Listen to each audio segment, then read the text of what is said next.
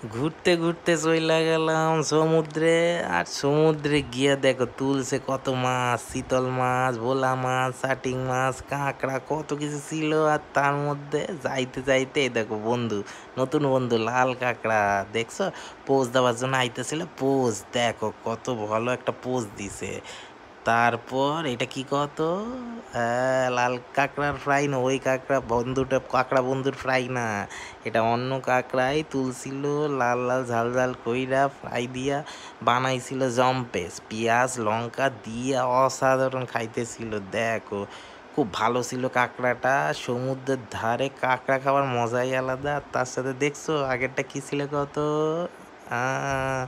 লইট্টা মাছের ঝুড়ি, খাইতে ব্যাপক ছিল, অসাধারণ। বন্ধুরা তোমাকে লইট্টা মাছ কেমন লাগে জানাবা, বুঝলা? আর কাঁকড়াটা দেখছো, দেখো দেখো লাল